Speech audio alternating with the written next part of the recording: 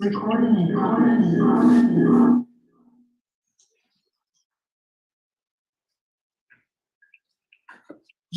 you are welcome to the 5th edition of the Nigerian Bar Association MBA Worry webinar series. The MBA Worry webinar series is organized to sensitize members of the public and especially members of the MBA Worry and other branches on topical areas of law. Today we shall be looking at the Petroleum Industry Act and the implications for the development of the oil producing communities. On the 16th of August 2021, President Muhammadu Buhari, after several failed efforts, signed the Petroleum Industry Act into law. Part 3 of the Petroleum Industry Act is dedicated to the development of the oil-producing communities of Nigeria. Today, we have what I will refer to as an heavyweight panel to look at the implications of the Petroleum Industry Act on the development of the oil-producing communities. We have Professor Lawrence Asegwa. Professor Lawrence Asegwa is a distinguished professor of global energy law and environmental sustainability. He obtained his Bachelor of Laws, LLB, from the University of East Anglia, Master of Laws from the University of London, all in the United Kingdom, and also another Master of Laws in Petroleum Law from the University of Alberta, Canada. He was formerly Dean of the Faculty of Law, and in 2013 was made a Senior Advocate of Nigeria. Madam Professor, it's our privilege having you, sir. Thank you very much. Thank you very much. We also have Mr. Ogaga Ovrara, Senior Advocate of Nigeria, called to the Nigerian bar 40 years ago, that is precisely in 1982. He obtained his LLB and LLM from the University of Ife, now known as Obafemi Awolowo University. He was appointed a notary public in 1992 and elevated as a Senior Advocate of Nigeria in 2021. He set up Ogaga Ovrara & Co. in 1988, where he's a principal partner. He also is an associate member of the Institute of Chartered Arbitrators, and most importantly, for the purpose of this webinar, he has represented oil companies, both local and multinational, in several disputes relating to community and company relationship. Mr. Senior Advocate of Nigeria, you're welcome, sir. Thank you very much. We also have Mr. Iniru Wills. Mr. Wills was a commissioner for environment in Bayelsa State. Before he became commissioner, he was a special advisor to the governor on the environment. He is also a partner in the law firm of Intefi, Smith and Wills. He has combined experience in public service, private legal practice, governance, development consulting, and public advocacy. He is also currently a member of the Bayelsa State Committee that is advising the government on the Atio Nembe oil spill. He has represented a lot of oil communities in litigations between communities and companies. Mr. Wills, it's a pleasure having you. Thank you very much. You're welcome. So, Prof. I'm sorry that thanks so much. Because of my connection. Okay, no problem. Prof, let's start from with you.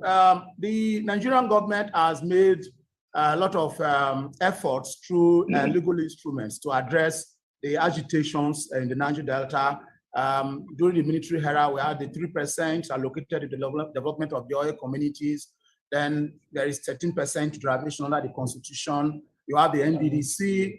You also have state development organizations. Then you also have the Global Memorandum of Understanding or agreement between companies and communities, which some courts have referred to as social agreements. But despite all these efforts, the agitation in the Niger Delta continues, and also there are a lot of challenges, such as oil theft and the associated problems. Recently, the federal government of Nigeria cannot meet its OPEC quota because of the crisis in the region. Now, part 3 of the Petroleum Industry Act is dedicated to the development of the oil-producing communities. And according to the law, it is with a view to achieve stability and sustainable development of the oil-producing communities. What is your general assessment of the PIA with respect to the development of the oil-producing communities vis-a-vis achieving peace and security in the Niger Delta region? Thank you very much. Thank you. I must first of all thank you for inviting me to as a member of this panel. First, let us look at the Petroleum Industry Act first. A little brief summary about its provisions. Okay, the act is a product of a committee set up by the late Yaradua, the Oil and Gas Sector Reform Implementation Committee. Okay, they submitted a report later, and one of their proposals was the unbundling of the NNPC and the creation of departments with specific responsibilities. The act itself, the Petroleum Industry Act, was signed by the president on the 16th of August, 2021. So the provisions of this act, I'll just summarize it. It created two specific institutions. The first is the Nigerian Upstream Regulatory Commission, referred to as the commission responsible for supervising activities concerned with exploration and production. And secondly, it established also the Nigerian Midstream and Downstream Petroleum Regulatory Authority, responsible for regulating and supervising activities in the downstream. Okay. Also, what the act did was to create the Nigerian National Petroleum Company Limited. It has provisions for the registration of these as a specific company, a special company under the Companies and Allied Matters Act. Okay, so we have the NNPC now as a limited liability company. It also creates several other issues that were dealt with under the Act: the prohibition of gas flaring, granting of licenses and leases, and specifically, it created specific provisions relating to taxation. It abolished the Petroleum Profit Tax Act. In place of the Petroleum Profit Tax Act, we now have the hydrocarbon tax. Also, what it did was to establish royalties are paid also by oil companies, not only in respect of production, but also in respect of prices. Okay, specifically referring to what you refer to as the host communities. This is dealt with under Chapter 3, which is Section 234. The objectives of the host community development are stipulated in Section 234. I'll just mention them specifically. The objectives are: 1, to foster sustainable prosperity within host communities. Secondly, to provide direct social and economic benefits for petroleum operations to host communities. Third, to enhance peaceful and harmonious coexistence between licensees or lessees and host communities. And lastly, to create a framework to support the development of host communities. So these are the objectives of the host community development, which you will find under Section 234, subsection 1 of the Petroleum Industry Act. Okay, if you go further, you look at certain other objectives as stipulated there. I don't want to go into them specifically right now, but these objectives you'll find in Section 235 down through to over Section 242. I'll leave that later on for us to discuss. If I go into specifics, if you look at Section 235, it provides for the incorporation of host communities development trusts. Section 235. It specifically provides that the settlor, I will define, the Act defines a settlor for all. It says the settlor shall incorporate a trust for the benefit of host communities for which the settlor is responsible. This is to be referred to as the Host Community Development Trust. A settlor is defined under the Act itself, Section 318, the interpretation section. It says a settlor under this section is a holder of an interest in a petroleum prospecting license or petroleum mining lease, or a holder of an interest in a license for midstream petroleum operations whose area of operations is located in or appertinent to any community or communities. So the settlor, that is the holder of the license or lease, is the one obligated under Section 235, subsection 1, to set up the Host Community Development Trust. The Host Community Development Trust. And the main objective of this trust is also specified. It's specified. It is provided there under that section that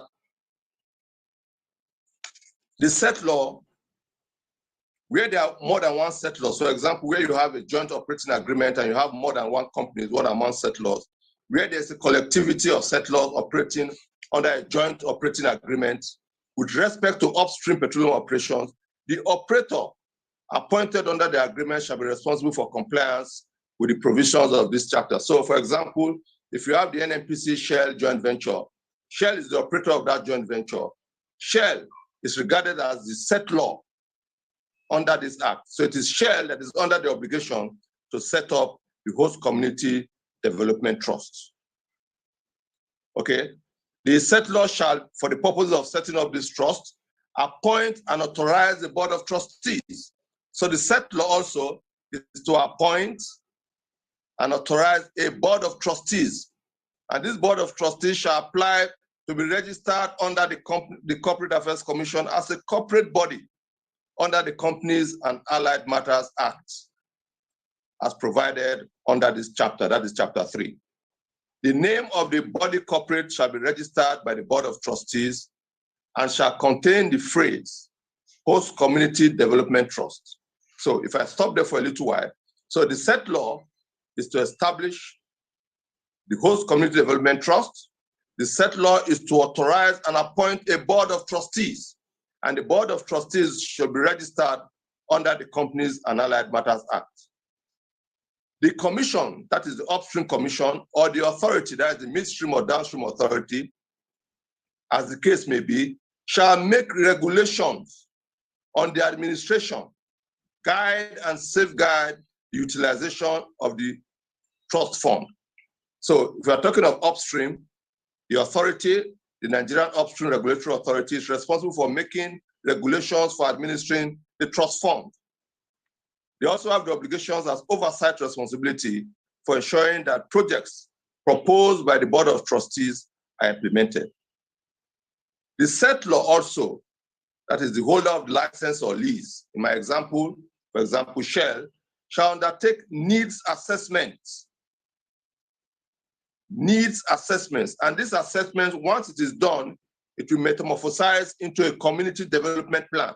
So it is the settlor that should carry out the need assessment, which will later turn into the community development plan for the purpose of determining the projects to be undertaken by the Host Community Development Trust. The Host Community Development Trust shall be incorporated within 12 months from the effective date for existing oil mining leases. Within 12 months from the effective date for existing designated facilities. These ones are all illuminated in section 235, subsection 3 down. If I move further, it specifically provides that failure to incorporate a host community development trust under section 238 is a ground for the revocation of the license or lease. So if the settlor, in my example, Shell, refuses or neglects to register or incorporate host community development trust, it is a ground for the government acting either as the authority, the upstream authority or the midstream and downstream authority can revoke the license held by Shell, the settlor. Furthermore, the sources of funding is very important. Under section 241 of the Act, it provides that each host community development trust shall establish a fund comprising of one or more accounts to be known as the Host Community Development Trust Fund, to be funded pursuant to this section. Okay, so there must be an account specifically opened to be known as Host Community Development Trust Fund. Each settlor, that is the holder of the license or lease, where applicable through the operator, shall make, this is very important, shall make an annual contribution to the applicable Host Community Development Trust Fund of an amount equal to 3% of its actual operating expenditure immediately preceding the calendar year in respect of all petroleum operations in the host community. So 3% of its actual operating expenditure, the settlor shall pay into that account. Each host community development trust may also receive donations, gifts, grants, or honoraria that are provided to such host community development trust for the attainment of its objectives. These you will find under section 240, subsection 3 of the Petroleum Industry Act. If you go further to section 242, subsection 1 of the Act, it specifically provides that the constitution of the host community development trust shall contain provisions requiring the board of trustees to be set up by the settlor, who shall determine its membership. So the settlor shall determine the membership of the board of trustees and the criteria for their appointment, provided that the membership of the board of trustees of the host community development trust shall be subject to the approval of the commission, that is the upstream commission, or the authority, that is the midstream or downstream authority, as the case may be. So you can see the settlor has a lot of responsibility, setting up the trust fund, contributing to the trust fund, setting up the trust itself, contributing to the trust fund, appointing and determining the criteria for membership of the board of trustees of the trust fund. Similarly, the settlor shall, in determining the membership of the board of trustees, include persons of high integrity and professional standing, who may not necessarily come from any one of the host communities. The settlor shall determine the selection process, the procedure for meeting, financial regulations, administrative procedures of the board of trustees, remuneration, discipline. So a lot of responsibility is thrust under the Petroleum Industry Act on the settlor, that is the holder of the license or lease. The duties of the board of trustees are also enumerated under section 243 of the Act. The board of trustees shall determine the criteria, process, and proportion of the host communities development trust fund to be allocated to specific projects. Okay? So the board of trustees determines the allocation of funds for specific projects, approving the projects, providing general oversight, approving the appointment of fund managers, setting up of management committees, the allocation of funds. This is dealt with under section 244, very important. It specifically provides that the board of trustees shall in each year, pursuant to section 240 of the Act, allocate from the host community development trust fund a sum equivalent. 75% is to be set aside for capital fund, capital projects. Capital projects, 75% of the funds from the host community development fund. 20% is to be reserved, known as the reserve funds, to be invested for the utilization of the host community development trust. The remaining 5% is for administrative costs. So these issues are specifically dealt with under Chapter 3 of the Act, how the host community should be incorporated. The funds, these are specifically provided for under the Act, specifically provided. The important point I want to point out here is that the settlor, that is the holder of the license or lease, has enormous responsibilities under the Act. Enormous responsibility for setting up the trust fund, the appointment of members of board of trustees, determining the criteria, and the contribution to the host community development trust fund. Enormous responsibility is thrust upon the settlor. There's also under section 245, the matrix for the distribution of trust funds are all set out there. The engagement of fund managers also dealt with under section 246 of the Act. These are specific areas and are very important. Similarly, you find also under section 200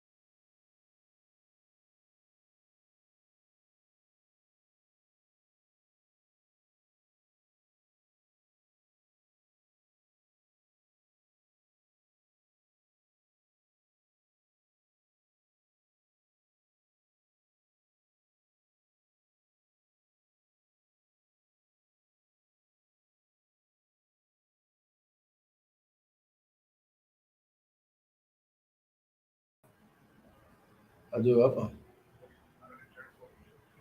Eh.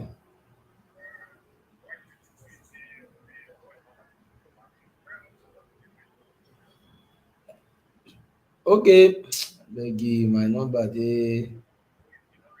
I know by reach as I dey office. No, ma call her now. Is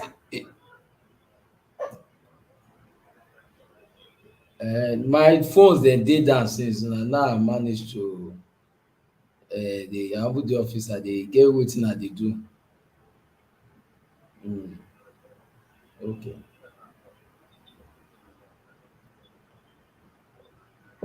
Okay, no problem.